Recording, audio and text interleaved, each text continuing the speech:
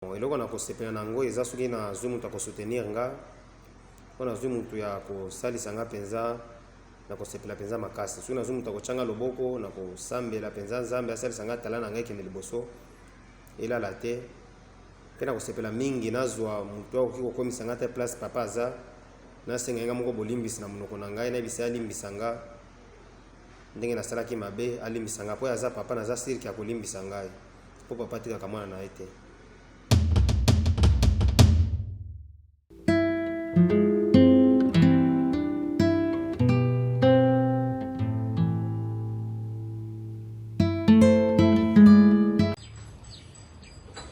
Voilà, salut la famille, salut, bonjour na Bandegotou, Bazo sur Nouvelle Tendance Télévision. Certainement, vous allez vous poser peut-être plusieurs questions à Koueba, pourquoi j'interviens.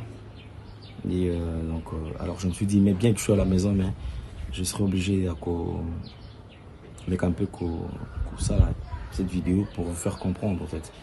C'est la vidéo concernant notre frère et un petit frère, donc comme s'il faut le dire ainsi, donc concernant Héritier Mapendo. Donc Héritier Mapendo, c'est un humoriste qui est congolais. Je crois que les gens se poseront la question à Koueba si il vit où.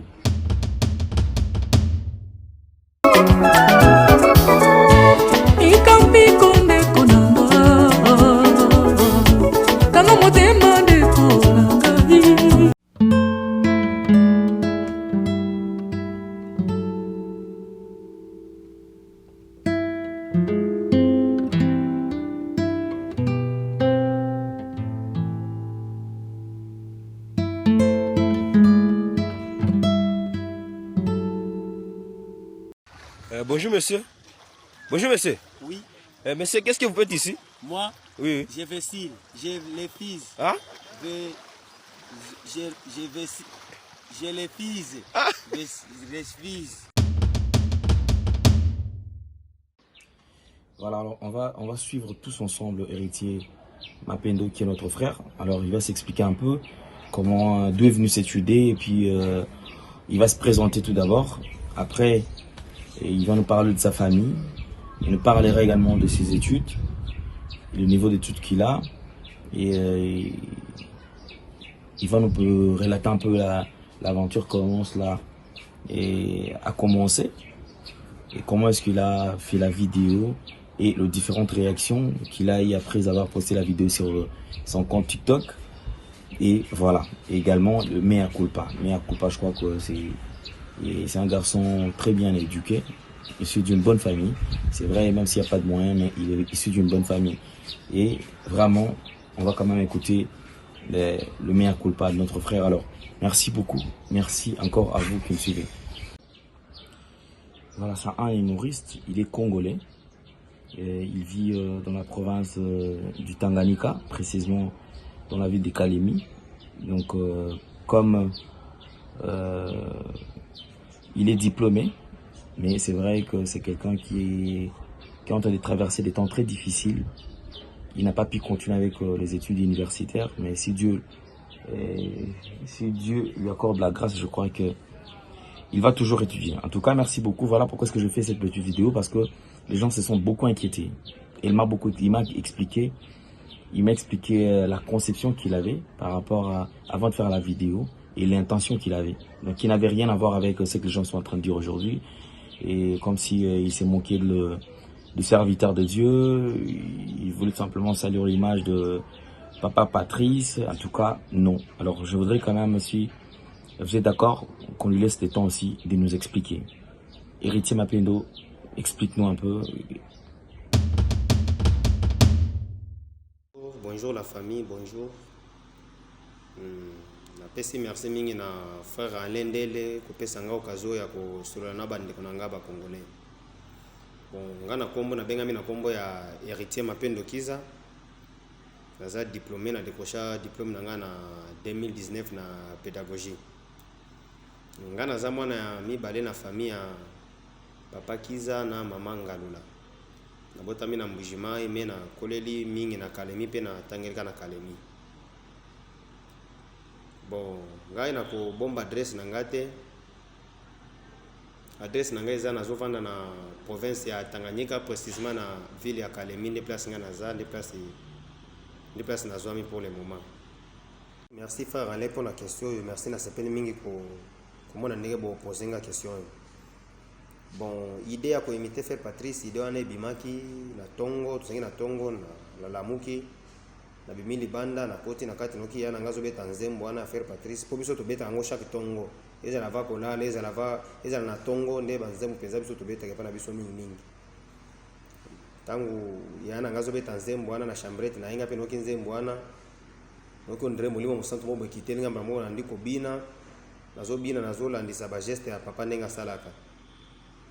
Sikawa ba ndeko nanga bazaki pembeni babike yo penza okukana na ondre mwana nae na mutu ronde penza yo kokana nae penza ndona bike te kana salela papa video po aza papa na ngana ngake mingi aza pasteur bazemu ne pela ngaka ngo mingi nde yango na salaki video ana nde place pe idée ko sala video na place bandaki. So merci frère Alain pour la question posée nga, merci les sous. Bon, kubanda na mukula liboso na matisaki video na nga na TikTok.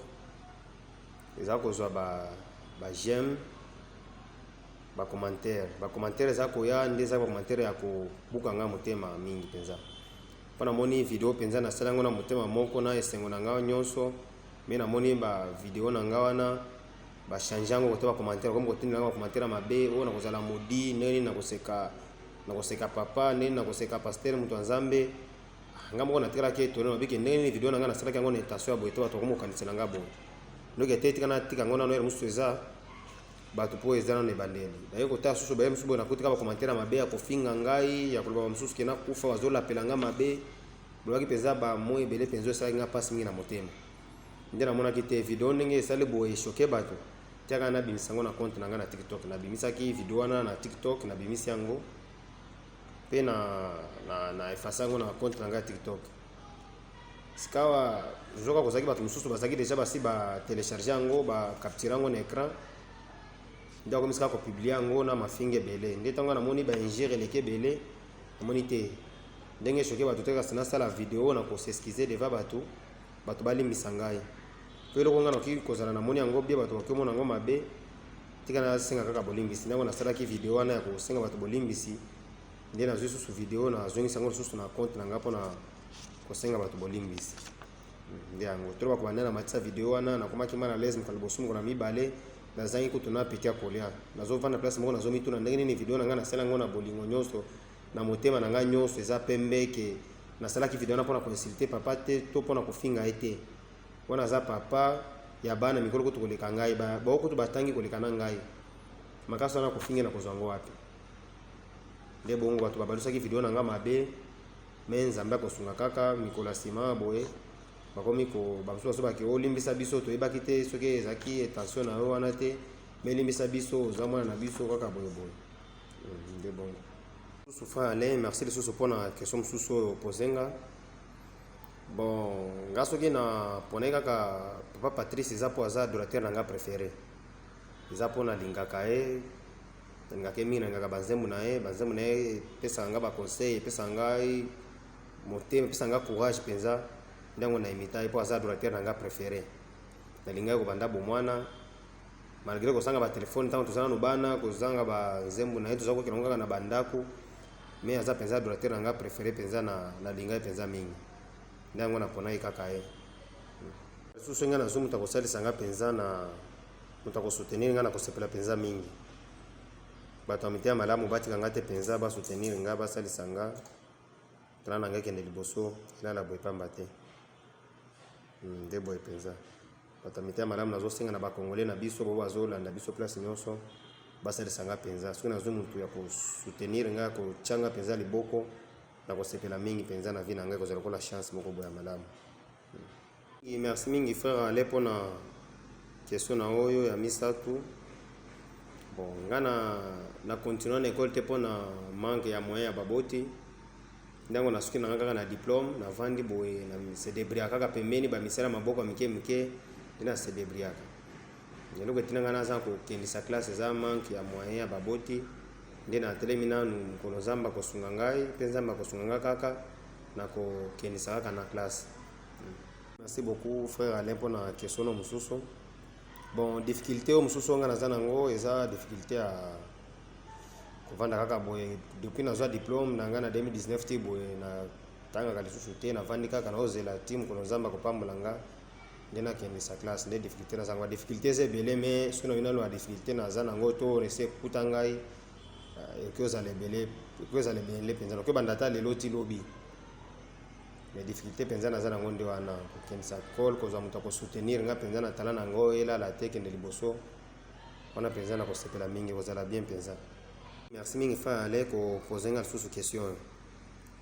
Bon, eloko na kosepela nango eza soki nazwi moto akosoutenir nga mpo nazwi moto ya kosalisa nga mpenza na kosepela mpenza makasi. Soki nazwi moto akotyanga loboko na kosambela mpenza nzambe asalisa nga tala na ngai kende liboso elala te mpe na kosepela mingi nazwa moto akoki kokomisa nga te place papa aza nasenga nga moko bolimbisi na monoko na ngai nayebisa alimbisa nga ndenge nasalaki mabe alimbisa nga mpo aza papa naza sirki akolimbisa ngai mpo papa atikaka mwana na ye te.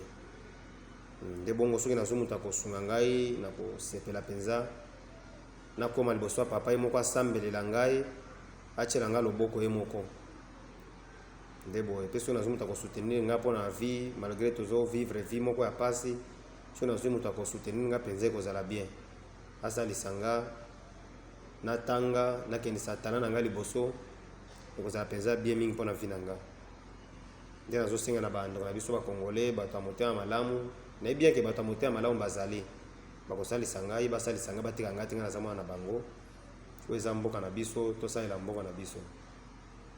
Moto ya motema malamu mpenza atika ngai te basalisa ngai mpenza nde wana nazosenga. Merci mingi journaliste na kopose nga susu question oyo.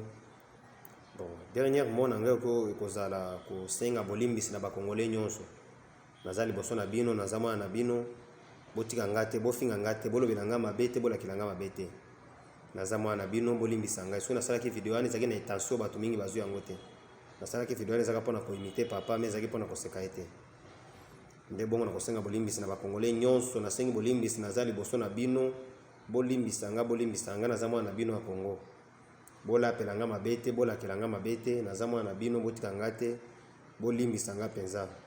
Wana nde liloba na ngai oyo nakosukila nango mpona lelo nakosenga bolimbisi mpenza surtout bolimbisi nde nazosenga mpe place papa aza alimbisa ngai papa Patrice place aza alimbisa ngai famille mobimba elimbisa ngai me mpo na ngai nakosenga na bato ya motema malamu batika ngai te soki moye eza bakomisa ngai ta place papa aza mpo pour le moment souye na ngai eza komona papa ata namona ye te namonake kaka na bavideo me namona ye mpenza boye namona ye asambelela ngai mpo tala na ngai kende liboso elala nsima te malgré bato mingi bazolobela ngai makambo mabe me ngai nakosenga kaka bolimbisi na bango nyonso bato nyonso balimbisa ngai papa alimbisa ngai. Merci mingi ngai naza mwana na bino naza congolais botika ngai te nde boye. Merci mingi napesi merci mpe na télévision na biso ya Nouvelle Tendance mpona kolukisa biso napesi merci mingi.